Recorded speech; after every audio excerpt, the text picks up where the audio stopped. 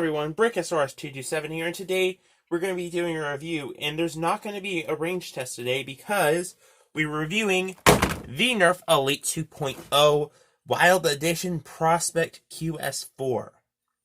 Mouthful, but yes, this looks like a pretty interesting blaster. It includes double the darts, and I believe this blaster is like $8, so it's not too bad. It could be better priced, but this is not too bad as far as pricing goes. And I'm not going to do a range test because these blasters are kind of dime a dozen. They're all over the place. And also, I'm kind of too lazy to, and it's night. And I just don't feel like doing a range test because we already kind of know what this is going to be. So, let's get it open.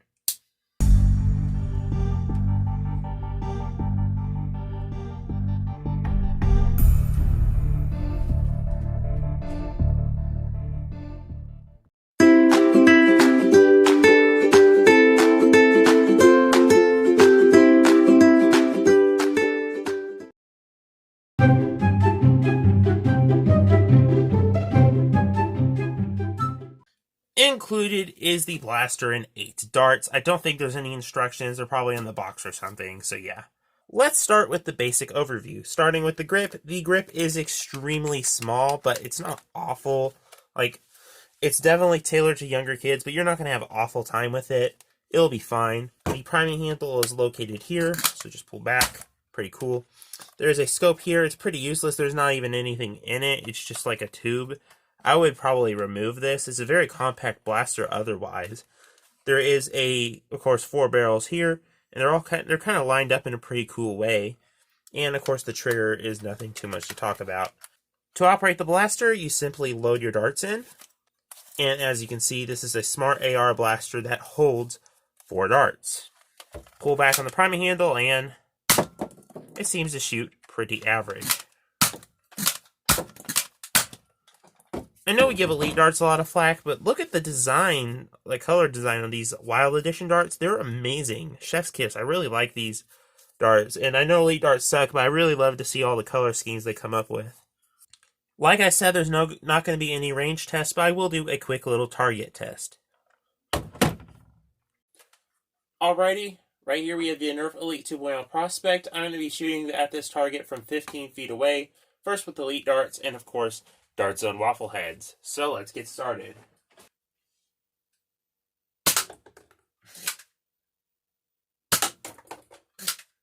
Come on.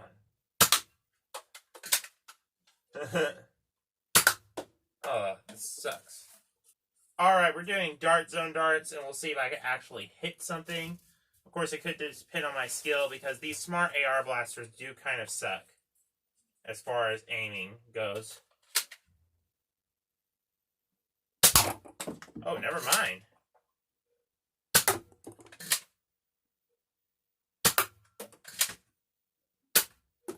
What was that?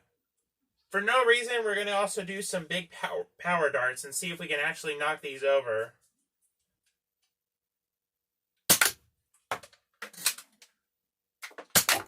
Oh, there we go. Almost. Oh, come on.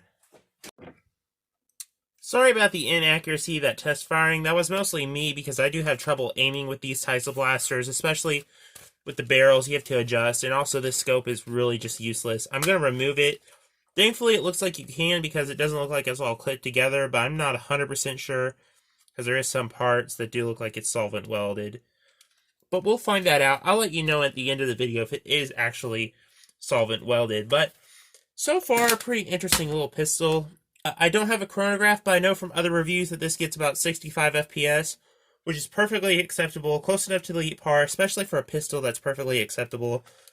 And the aesthetics of the blaster are overall pleasing. The price is pretty average, and it's just this. The only con is maybe the grip could have been a wee bit chunkier, and they could have just removed the scope, and it would have been a nice addition to the smart AR 4-shot blasters, but it doesn't look awful, and a little kid would definitely have a lot of fun with it. Let's see if it can actually be taken apart.